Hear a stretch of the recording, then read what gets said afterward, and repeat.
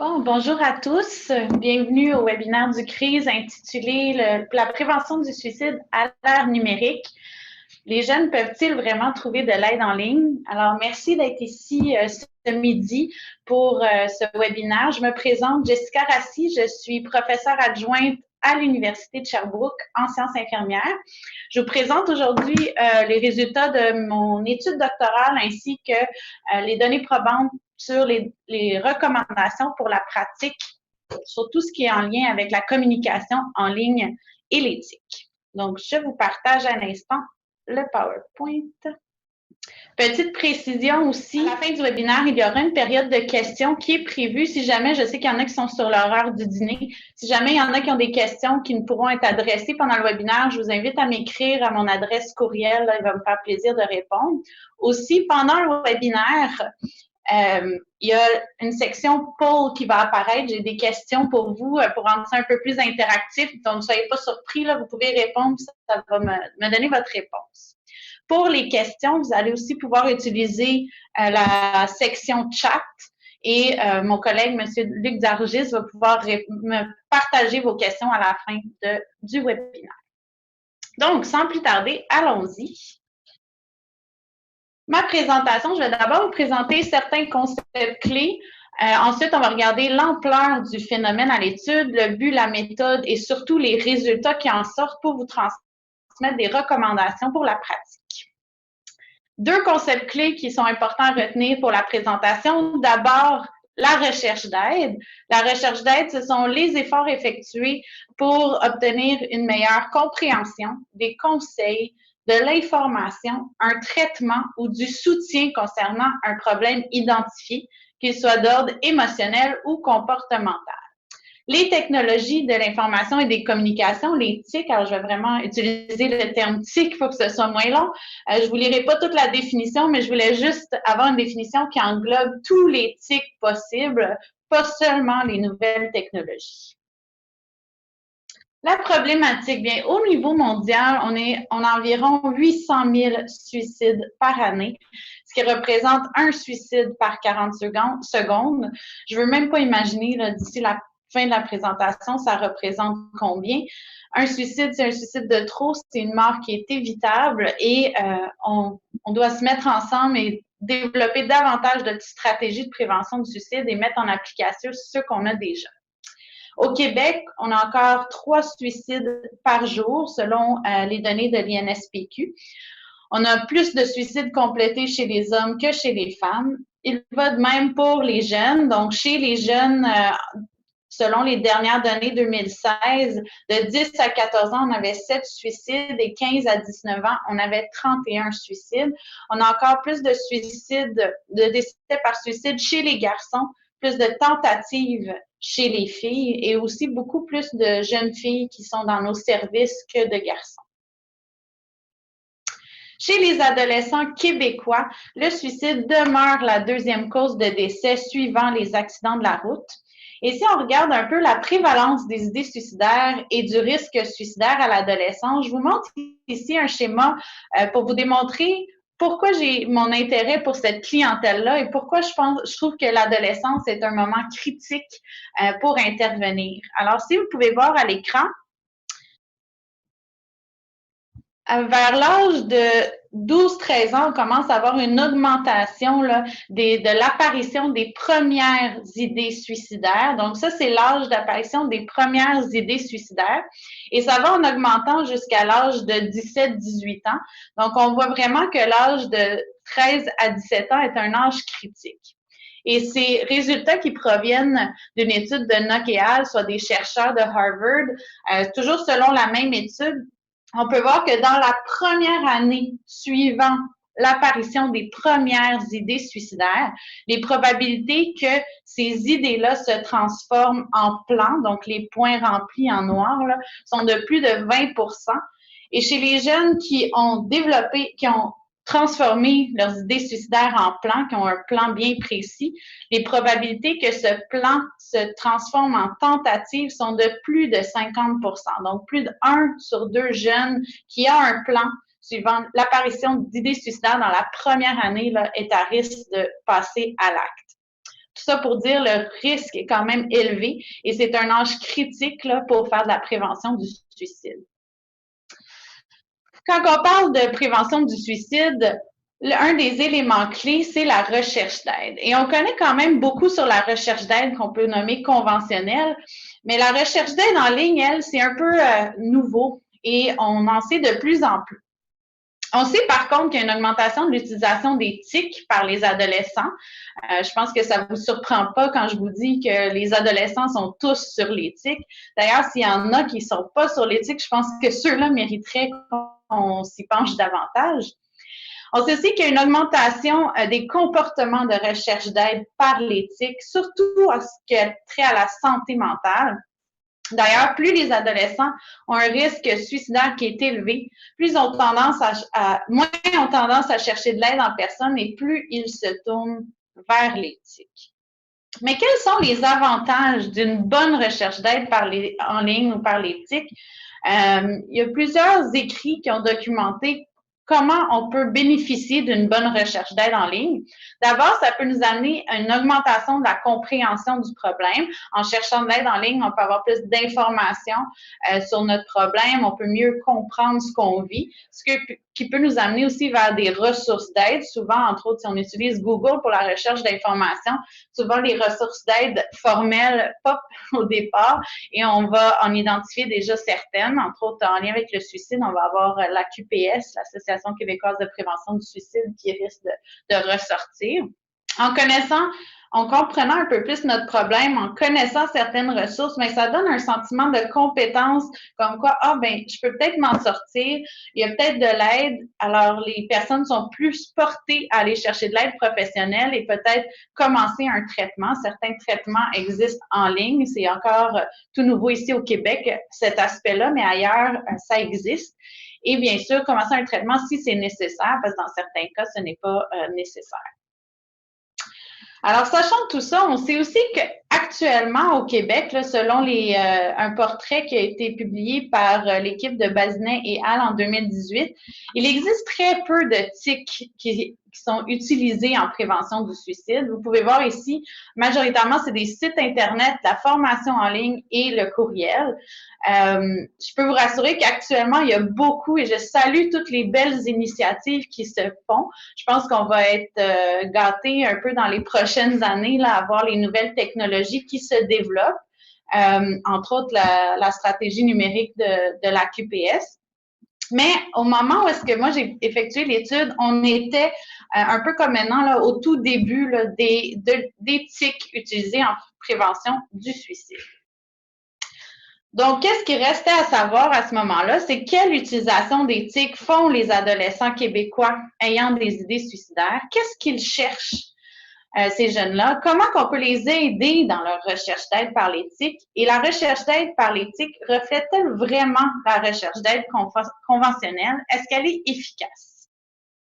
Ce qui nous amène au but de l'étude qui a été réalisée, qui était de comprendre tout le processus de recherche d'aide par l'éthique chez des adolescents ayant un risque suicidaire.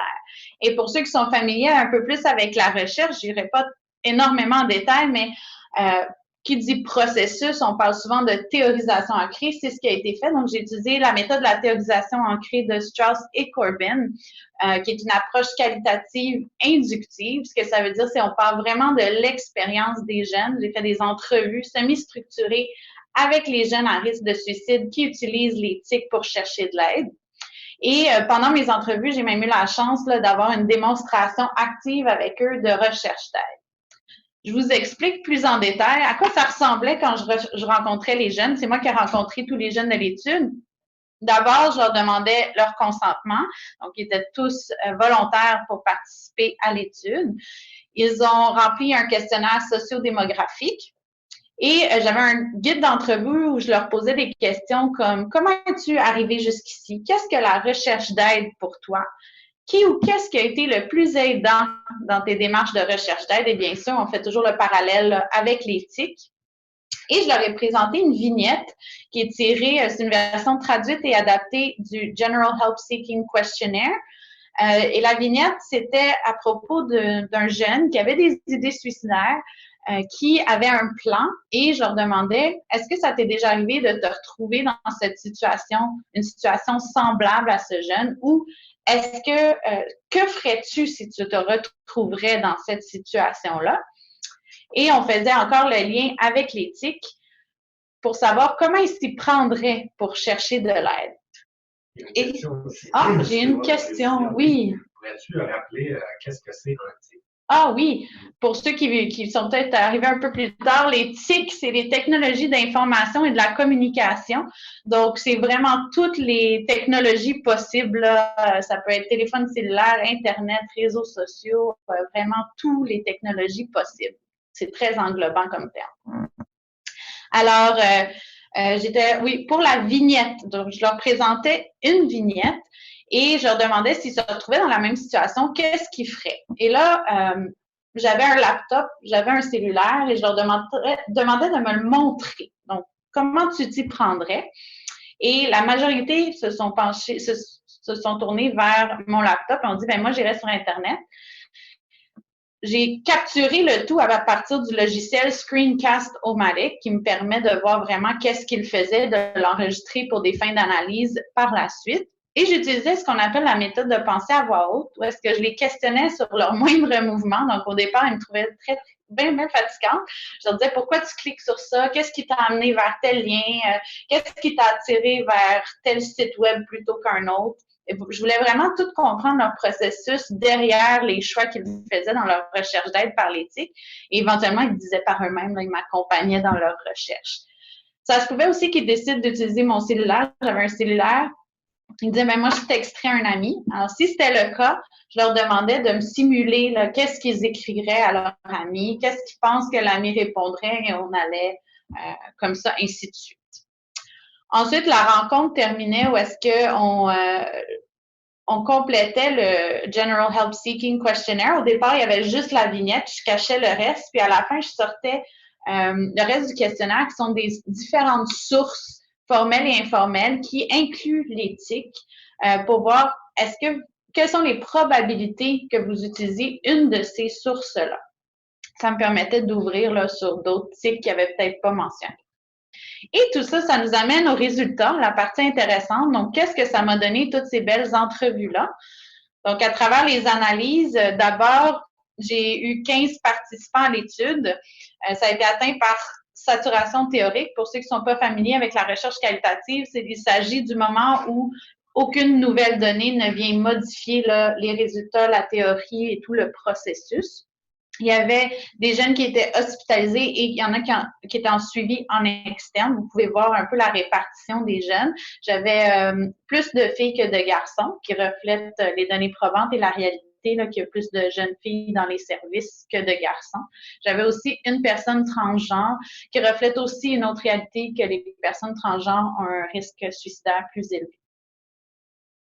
Mon premier objectif, qui était de décrire l'utilisation des TIC par des adolescents à risque de suicide pour rechercher de l'aide, ça m'a permis, avant d'aller plus loin, comment les jeunes définissent la recherche d'aide. Alors ça, c'est pour moi, comme je vous l'ai défini un peu au départ dans ma tête, j'avais ma définition de recherche d'aide, mais les jeunes avaient peut-être une autre définition.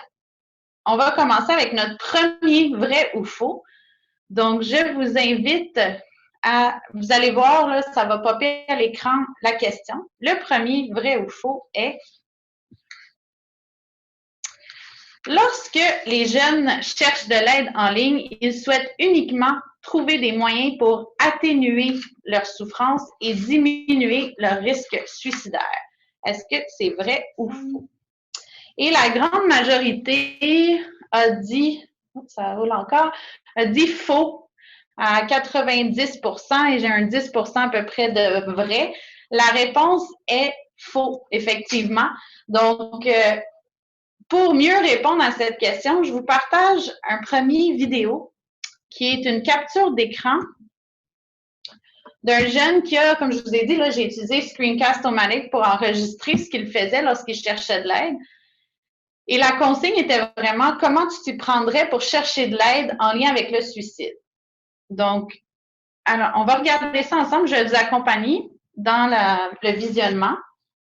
vous n'allez pas voir de jeune, évidemment. Donc, le jeune a choisi Google, a écrit suicide avec une erreur qu'il a corrigée. Ensuite, a écrit suicide truc, a cliqué sur comment se suicider sans souffrir. C'est arrivé sur le journal des femmes, a regardé un peu en haut, en bas, dit ah non, c'est pas tout à fait ce que je cherche. Je vais retourner en arrière. Je vais changer mon mot-clé. A changé le mot-clé pour moyen pour me suicider. Comment se suicider, ma méthode originale et incroyable. En lisant ça, le jeune me dit ah, mais ça a l'air d'une technique de marketing pour un livre. Ça m'intéresse pas vraiment. Et il dit ah, peut-être que c'est la façon que je l'écris. Alors, je vais changer ça pour truc pour arrêter mes pensées suicidaires. Et ça l'a amené à un WikiHow sur comment lutter contre ces idées suicidaires. Et la vidéo arrête là. C'est pour vous donner un exemple, là, l'exemple que justement, la recherche d'aide pour les jeunes, c'était pas nécessairement de la recherche d'aide pour les aider à atténuer leur souffrance ou à diminuer les risques, leurs idées suicidaires, mais ça pouvait être aussi de la recherche d'aide à mourir. Parfois, dans une même séance de recherche d'aide, on peut voir une certaine ambivalence entre des ressources pro-suicide et des ressources qui vont l'aider à vraiment s'en sortir. Donc, c'était assez fréquent. On peut voir ici les mots-clés qui étaient utilisés par les adolescents en études. Vous avez pu en voir dans la vidéo. Ici, il y en a d'autres. Exemple, How to help myself with my depression, si tu te suiciderais, Santé Canada, troubles de l'humeur, jeunesse, j'écoute. Donc, ça, c'est les mots qu'ils ont mis majoritairement dans Google.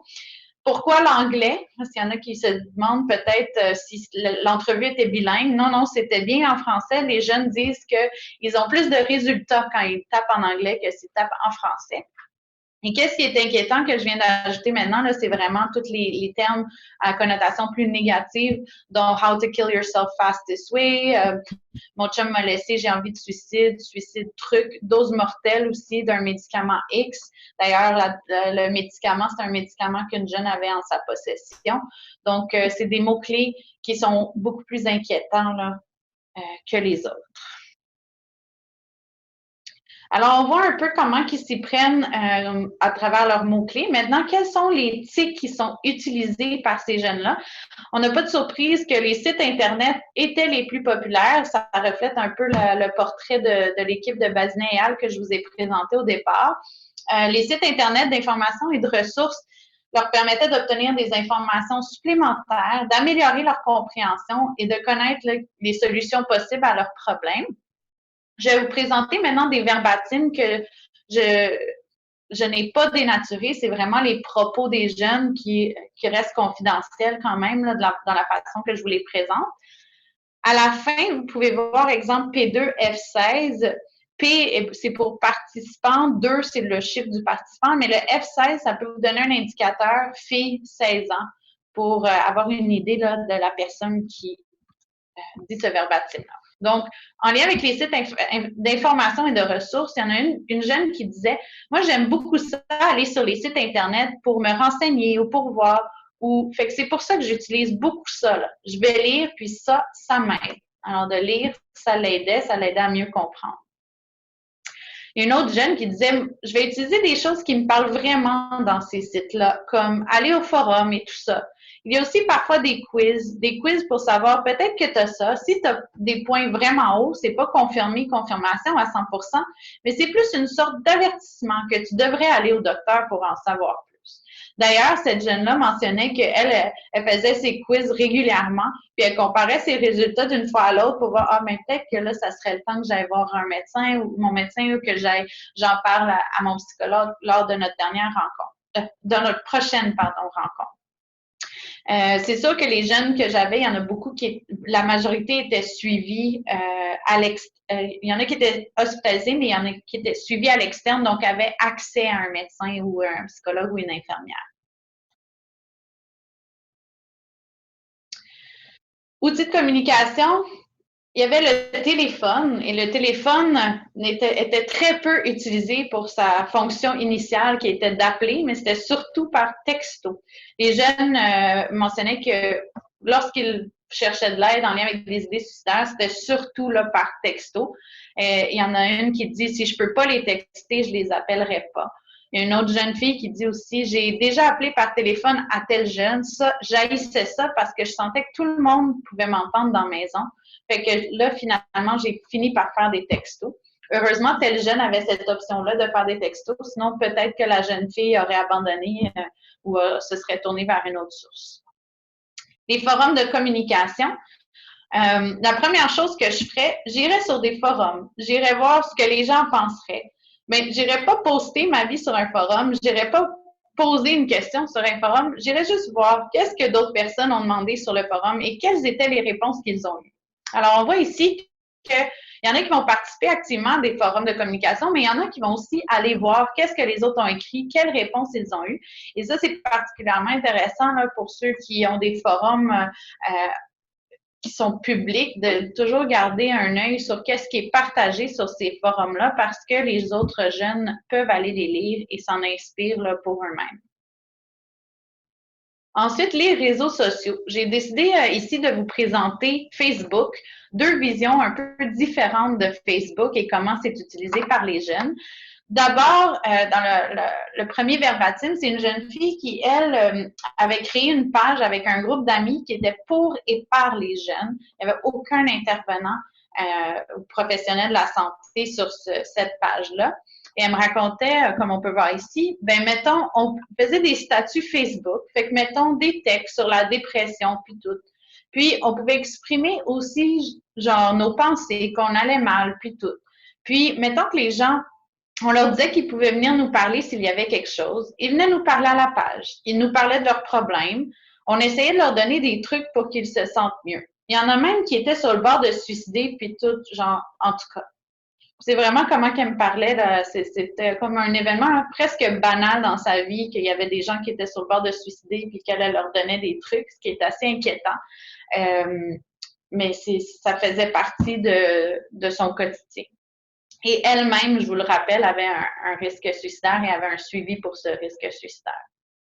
D'un autre côté, on a une jeune qui avait une expérience un peu différente par rapport à Facebook.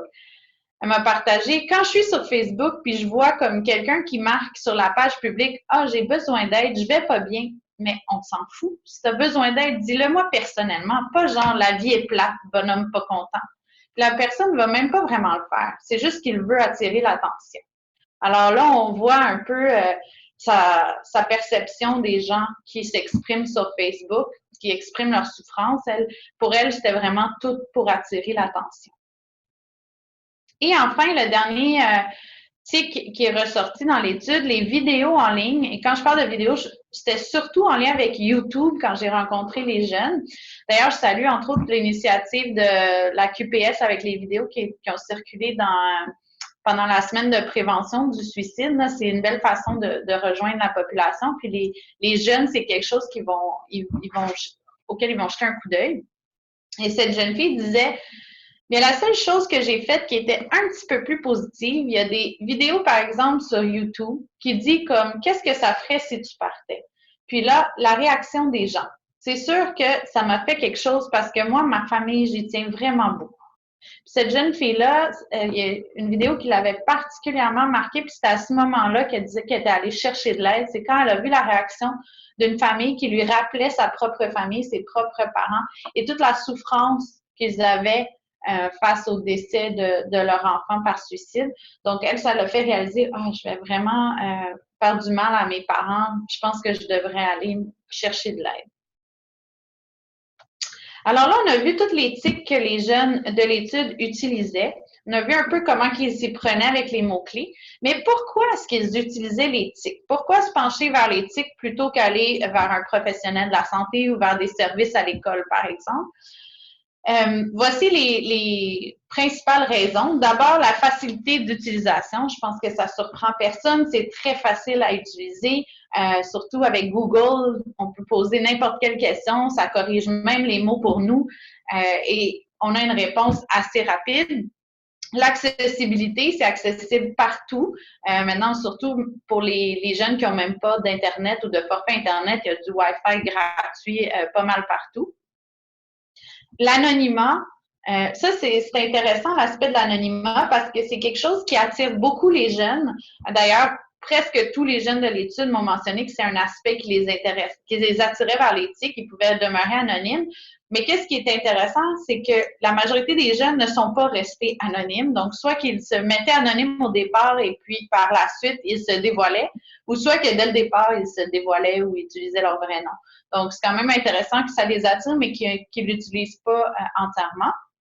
Aucun jugement. Il y en a beaucoup qui disaient qu'ils ne se sentaient pas jugés. Plutôt que s'ils en parlent à quelqu'un, des fois avec la réaction non verbale, ils peuvent ressentir un jugement, alors que s'ils demandent à Google, ou s'ils vont lire des forums, ou s'ils communiquent avec quelqu'un via Internet, ils se sentent beaucoup moins jugés. Il y a l'immédiateté.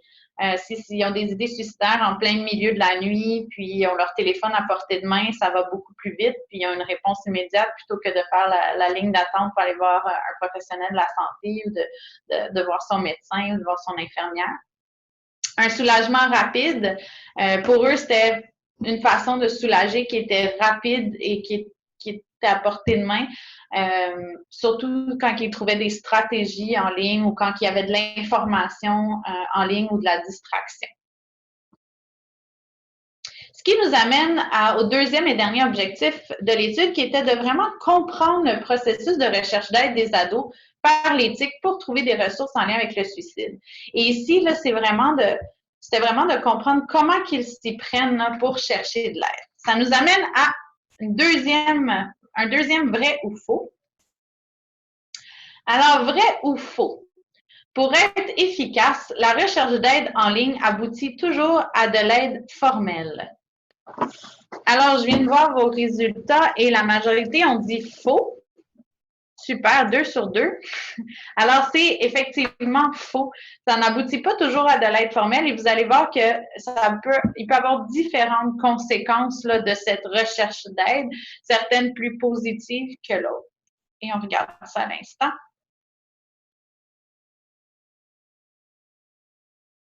Donc, il y avait plusieurs étapes dans le processus de recherche d'aide des jeunes et j'ai choisi de vous présenter aujourd'hui les stratégies principales de recherche d'aide par l'éthique des adolescents de l'étude. Il y avait quelque chose de commun à tous les jeunes que j'ai rencontrés, c'était qu'il y avait une certaine noyade d'émotions, une noyade émotive, et ils cherchaient vraiment à composer virtuellement avec cette noyade émotive-là. Donc, ils voulaient vraiment avoir une certaine bouée de sauvetage là, pour se sortir de cette noyade d'émotions. Et les différentes stratégies qu'ils utilisaient, il y en avait 4. Il y avait se distraire, s'informer, se dévoiler et aider les autres. Et comme vous pouvez voir maintenant, c'était loin d'être un processus linéaire. Alors, ça allait dans tous les sens, tous les côtés. Ils pouvaient décider d'aller s'informer, puis finalement, il y avait un pop-up à leur écran d'une vidéo et ça changeait complètement leur intention du départ. Et finalement, ils étaient distraits et tout ça, en soi, les atténuait leurs idées suicidaires. Alors que d'autres fois, ils allaient vers des ressources plus formelles, ils voulaient chercher de l'aide, mais ils voyaient des propos plus négatifs et là, ça les amenait plus vers des ressources pro-suicide. Donc, ça peut aller vraiment dans de nombreuses directions et ça, toujours dans la même séance. Et les différentes conséquences que ça pouvait engendrer sont une croissance émotive, l'obtention d'aide, le soulagement temporaire, aucun changement, et malheureusement, dans certains cas, l'exacerbation des idées suicidaires ou un passage à l'acte. Et là, on va regarder les 4 stratégies, c'est les mêmes.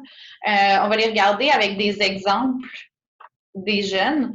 Donc, par exemple, se distraire. Il y avait un jeune garçon qui disait « Quand je me sens triste à propos de la vie, je vais sur ces sites parce que je trouve quelque chose d'autre à faire et ça va mieux. » Alors, lui, c'était vraiment pour se changer les idées. Ça lui permettait d'avoir moins d'idées suicidaires ou de prendre un peu de recul sur sa situation et se sentir mieux. J'en ai qui m'ont partagé des vidéos de toutes sortes, dont des vidéos de chats. Il y avait une jeune fille, elle, c'était des vidéos de chats qui l'aidaient à se distraire puis changer les idées.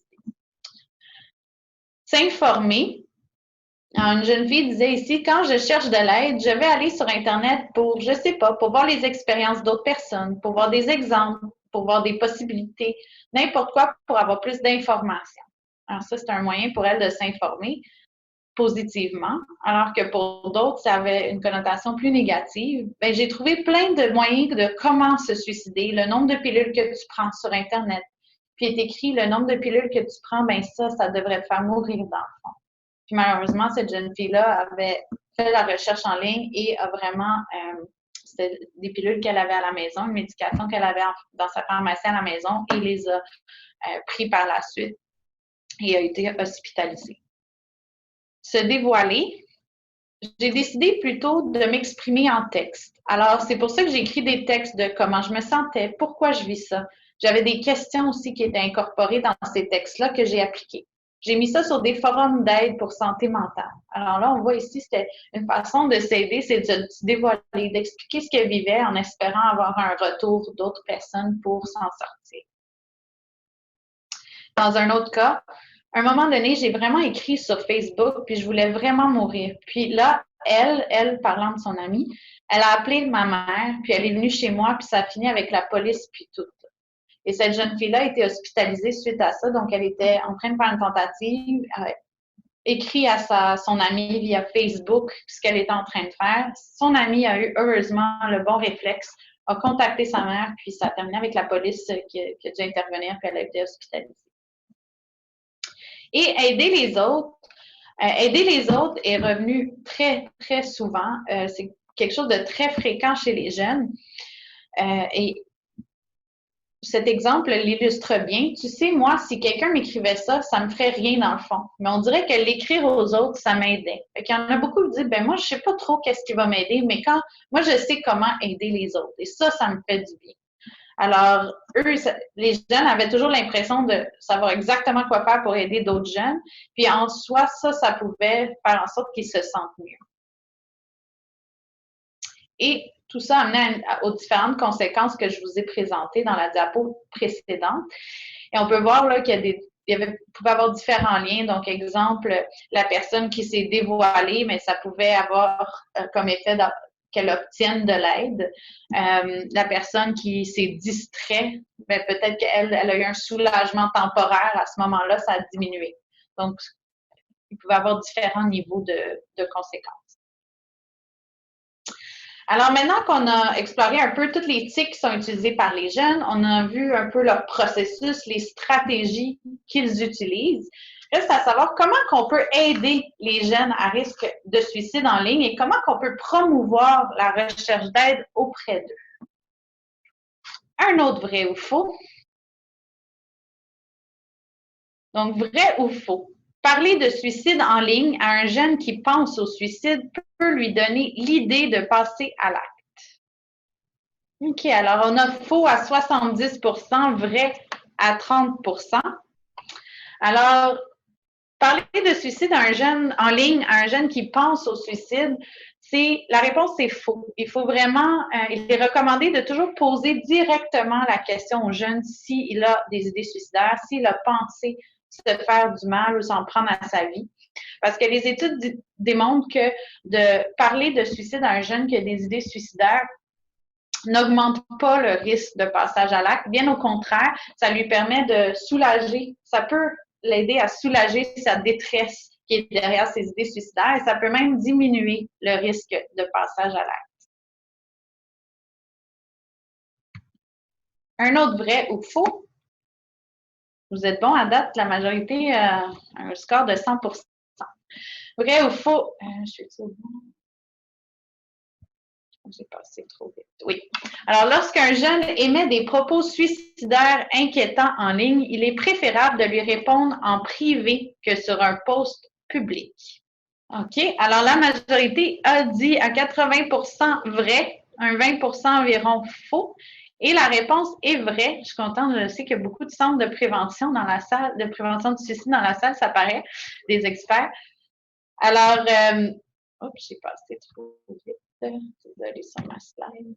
OK. Alors oui, c'est vrai, il est recommandé de toujours répondre en privé, bien sûr, si c'est possible, parce que si c'est un post public et que c'est notre seule option, on va l'écrire sur le post public. Mais c'est recommandé de l'écrire en privé pour différentes raisons. Donc, pour avoir une approche qui est beaucoup plus personnalisée avec le jeune, on veut qu'il sente qu'on s'inquiète vraiment pour lui, qu'on veut l'aider et qu'on va voir avec lui là, quels sont les meilleurs moyens pour l'aider. Mais aussi, en répondant sur un post public, il peut y avoir d'autres jeunes ou d'autres personnes qui peuvent se mêler à la conversation et qui peuvent même aller à contresens de nos interventions. Donc, là, ça peut rendre, complexifier là, l'échange avec le jeune et même peut-être entraver l'aide qu'on souhaite apporter aux jeunes. Et dans le fond, c'est qu'on va, oui, si c'est à la fois public et privé, si j'ai bien compris, ouais, on va répondre aux deux. Puis souvent, ce qu'on va faire sur le post public, c'est dire aux jeunes qu'on va lui répondre en privé pour qu'il y en a qui voient aussi qu'il y a une intervention qui se fait en privé. Si on voit qu'il y a des propos nuisibles ou des échanges, on peut intervenir sur d'autres aspects publiquement si on voit qu'il y a un impact sur les autres jeunes qui peuvent le lire.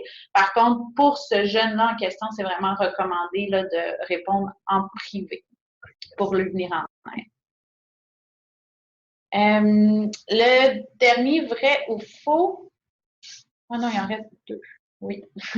Alors, un jeune qui menace en ligne à répétition de se suicider le fait seulement pour attirer l'attention. Et c'est presque à l'unanimité ici, alors avec 99% qui disent que c'est faux. Et c'est effectivement faux. Je suis contente de voir ça. La recherche d'attention, l'attention peut être une façon de demander de l'aide. La souffrance derrière cette demande d'attention est vraiment réelle. Et il faut vraiment toujours écouter ceux qui menacent ou ceux qui tentent de chercher de l'attention parce que derrière leurs paroles, il y a une souffrance, il y a un besoin qui est non comblé, il y a un message. Donc, toute expression d'idée ou de pensée suicidaire doit vraiment être prise au sérieux. Et enfin, dernière question. Vrai ou faux, questionner les adolescents sur leurs idées suicidaires en ligne peut les offenser et les irriter davantage. Parfois, il est mieux de ne rien dire que d'empirer la situation. Et la grande majorité a dit faux. Bravo. Donc, 100% pour les vrais ou faux. Et c'est effectivement faux. Il est toujours mieux de dire quelque chose que de ne rien dire. C'est important aussi de poser la question directement. Des fois, on peut se demander comment poser la question ou comment parler de suicide. Il y a d'ailleurs une page sur le site de l'AQPS qui contient des outils intéressants pour vous aider à poser les questions puis à parler de suicide. Et c'est toujours mieux de tenter d'aider la personne que de rien faire. Enfin, parler de suicide en ligne, les principales recommandations. Donc, je vais faire un petit topo en conclusion. Donc, les recommandations principales avec le jeune. Donc, d'abord, c'est important de ne pas ignorer un appel à l'aide, de toujours tendre la main à un jeune qui exprime une détresse, qui exprime une souffrance, qui exprime ses idées suicidaires. On veut vraiment lui montrer qu'on veut l'aider, souhaite l'accompagner. Parfois, ça peut être difficile.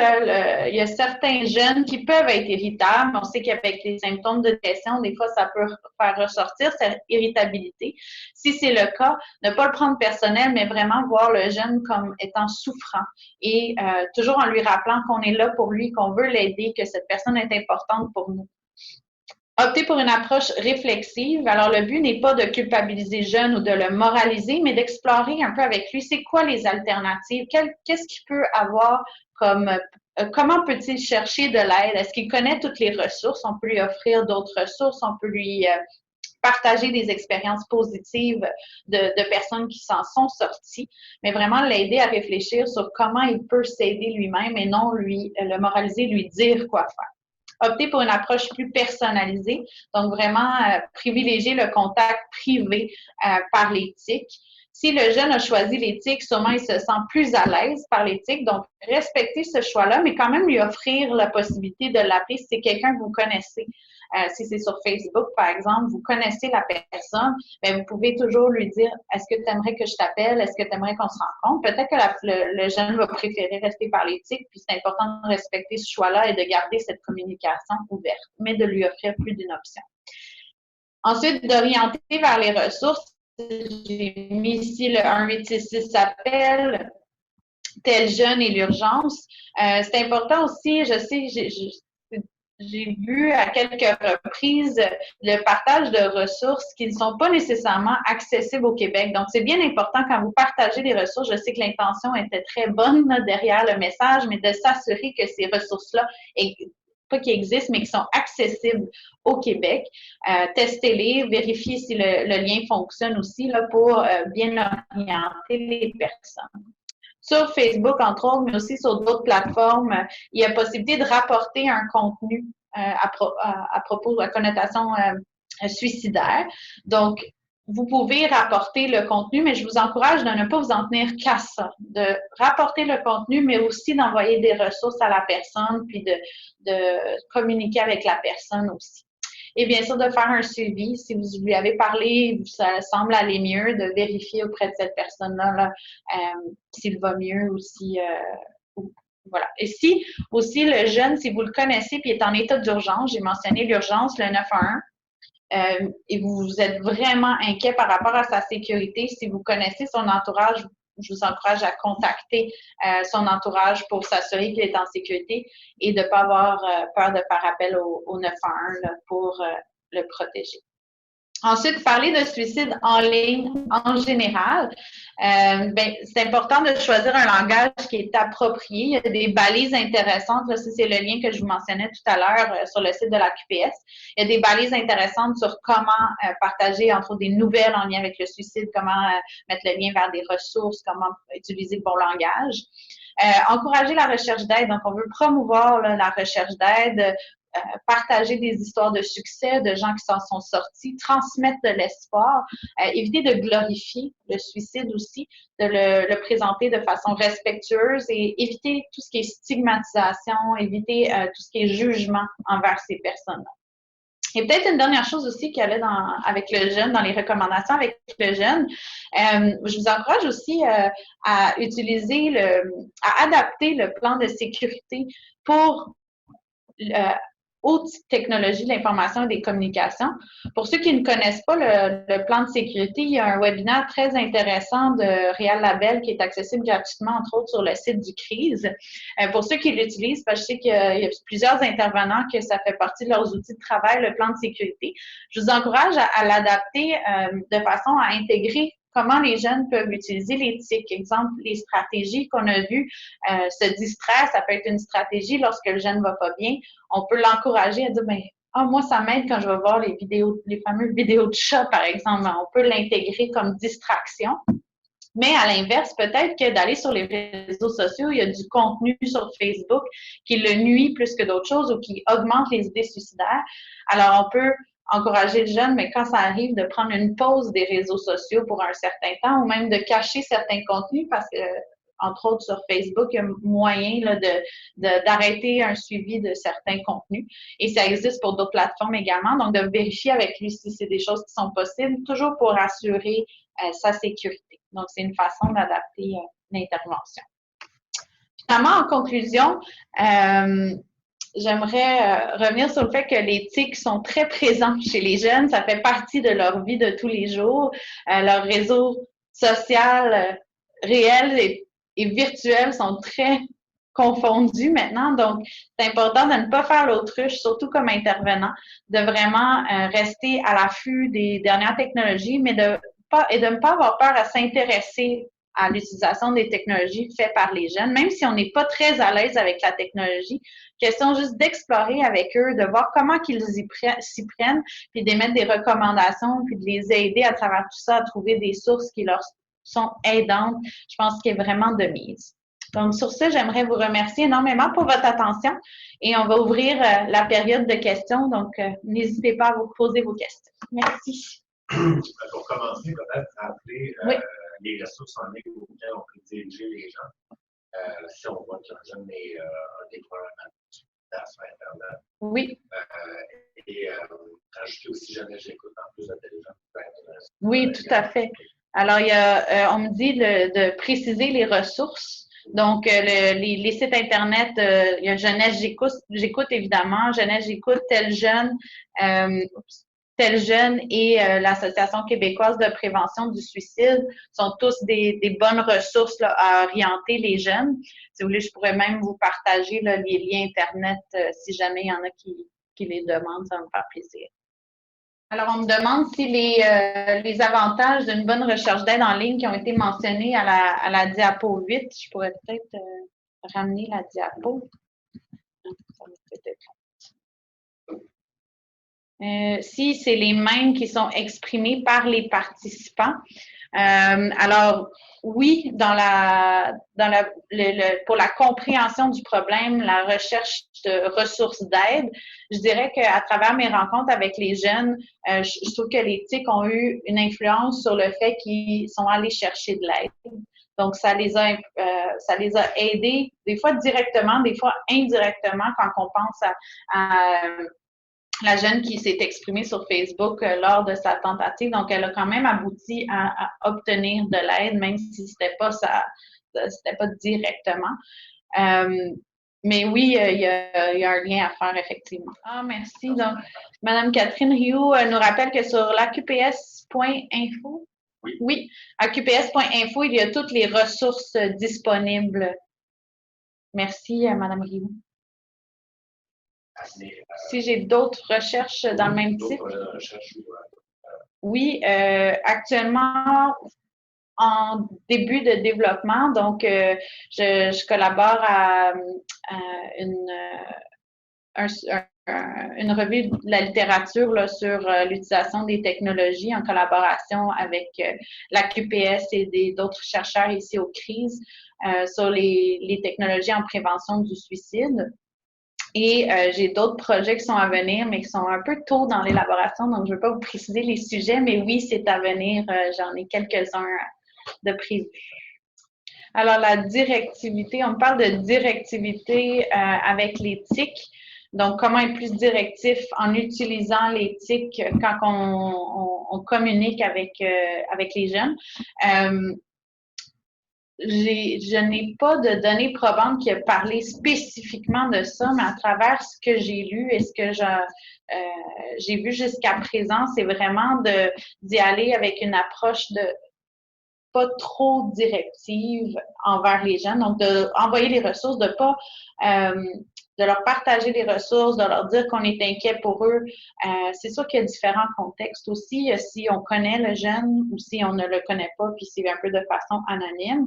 Quand on connaît le jeune, mais c'est d'essayer de voir avec le réseau aussi, si on est très, très inquiet d'impliquer le réseau du jeune. Si on ne le connaît pas, mais c'est vraiment de leur préciser qu'on est très inquiet pour eux, qu'on encourage qu'ils aillent chercher de l'aide et de contacter le 911 si on est très, très inquiet. Je sais qu'ils ont des moyens des fois de retrouver ces jeunes-là à travers des adresses. Ça, je ne connais pas là, au niveau technologique, mais je sais qu'il y a des moyens là, pour les repérer. Mais alors, en gros, c'est ce que je dis.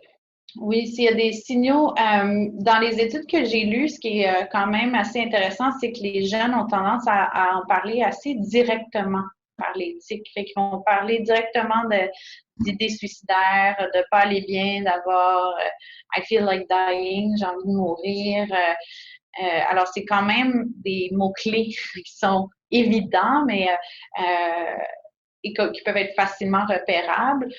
Tout signe aussi de détresse, qui ne vont pas bien, qui sont découragés, désespoir, c'est tous des moyens d'exprimer une certaine souffrance. Si vous hésitez aussi, il y a des propos que vous n'êtes pas sûr, moi je vous encourage fortement à juste demander aux jeunes qu'est-ce que tu veux dire par là?